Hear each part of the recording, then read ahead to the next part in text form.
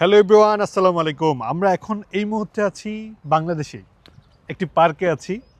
এবং কোথায় আছি আমার কাছে মনে হচ্ছিল সবার সাথে একটু শেয়ার করি। আমি আজকে এখানে প্রথমে এসেছি, তো আমি সজল ভাইয়ের সাথে একটু বলবো। মনে হচ্ছিল আমরা বেশ অনেক সময় আমরা অনেক ডিসকাশন করি বিভিন্ন টপিকের উপরে, লিভিংয়ের উপর, মানুষজন থাকা বা Right. কোন জায়গায় পরিবেশগতভাবে।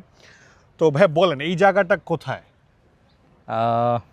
কুইজ করবো কোনো? না না না, আচ্ছা বেশি নাটকীয় হয়ে যাচ্ছে, মানুষজন মনে করবে যে আমরা খুব নাটকীয় ভাবে বলছি।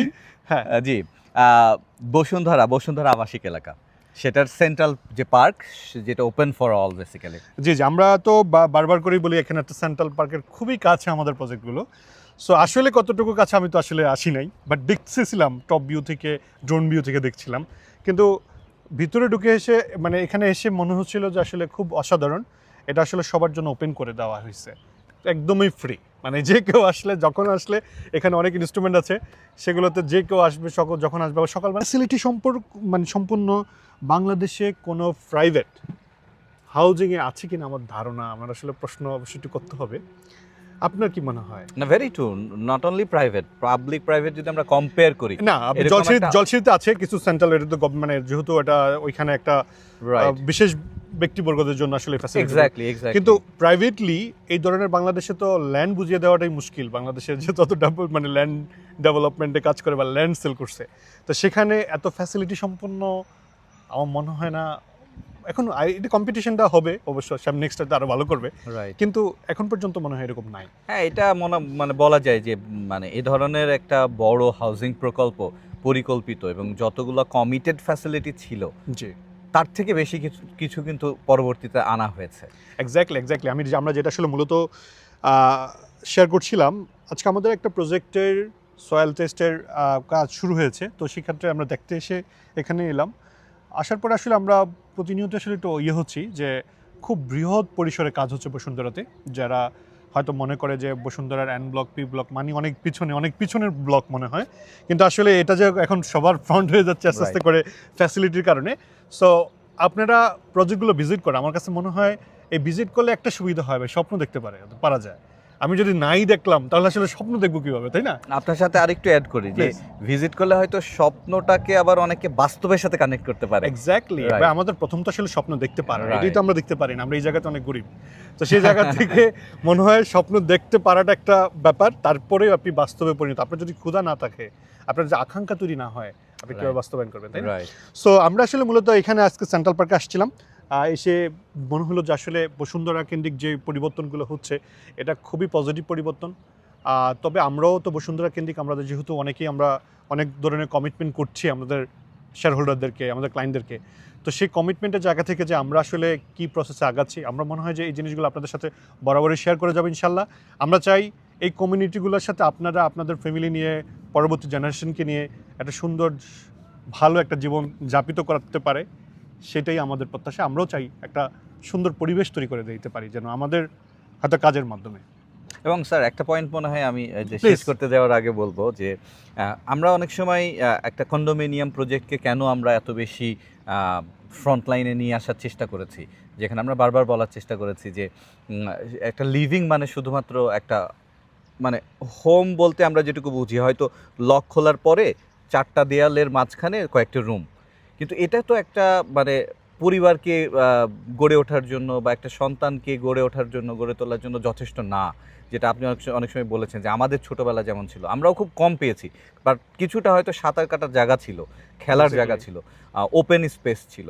তো সেই জন্য স্ট্যান্ডার্ড অফ লিভিং এটা কিন্তু হারিয়ে যাচ্ছে আমাদের। এটা নিয়ে ছোটোবেলায় অনেক সময় পড়াশোনা করতাম, কিন্তু এটা নিয়ে কথাই কেউ বলে না, কারণ লিভিংটাই টাফ, স্ট্যান্ডার্ড তো দূরের কথা। হ্যাঁ, তো সেই জন্য আপনি বলেন যে এইখানকার এই যে এক্সটার্নাল ফ্যাসিলিটিগুলো, এটা কি লাক্সারি নাকি আসলে রিকোয়ারমেন্ট? এটা আসলে নেসেসিটি, যেটা আমি বরাবরই বলি।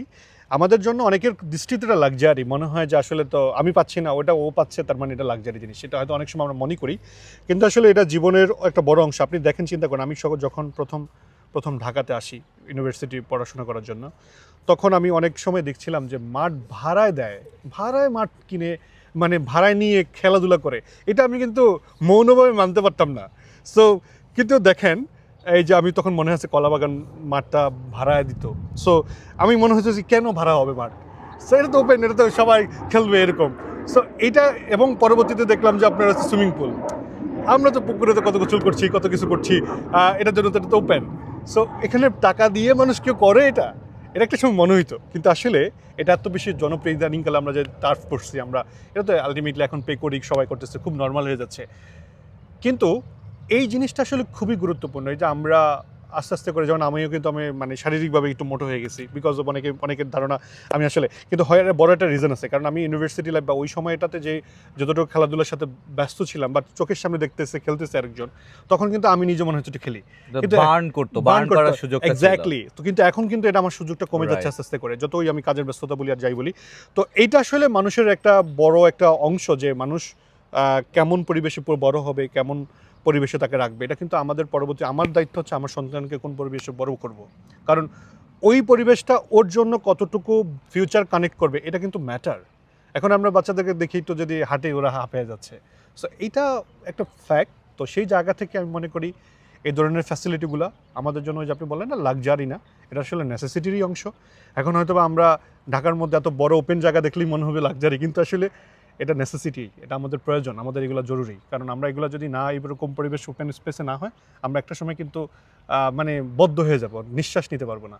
সো এইটার জন্য আমাদের মনে হয় যে এখন কিন্তু অনেক আপডেটেড হচ্ছে হাউজিংগুলো। আগে ছিল মনে হয়তো একটা বিল্ডিংয়ের সাথে আরেকটা গা ঘেঁষে খুব দুইটা দেয়াল একসাথে হয়ে যেত, এখন কিন্তু এটা ওপেন হচ্ছে, অনেক স্পেস রাখা হচ্ছে, ব্রিথিং স্পেস হচ্ছে।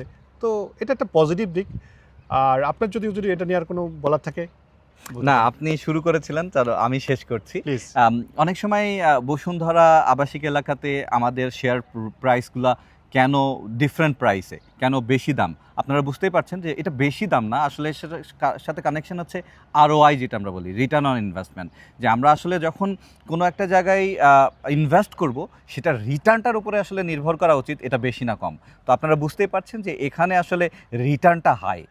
আমি যদি লিভিংয়ের জন্য চিন্তা করি, আমি যদি ইনভেস্টমেন্টের জন্য চিন্তা করি, এইটার যে সাজানো গোছানো একটা পরিপাটি, প্রয়োজন অনুযায়ী সমস্ত ফ্যাসিলিটি, সেখান থেকে স্পোর্টস অ্যারেনা থেকে শুরু করে অন্যান্য যে সমস্ত দৈনন্দিন জীবনে প্রয়োজন, সেই ফ্যাসিলিটিগুলো যখন অ্যাভেলেবল এবং স্ট্যান্ডার্ড, তখন ডেফিনেটলি এখানকার প্রাইসিং থেকে শুরু করে স্ট্যান্ডার্ডের সাথে কানেক্ট করে সেগুলোও একটু হয়তো স্ট্যান্ডার্ড, আমরা বেশি না বলে সেটাই বলার চেষ্টা করব।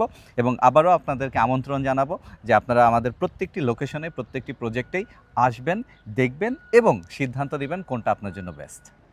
Thank you.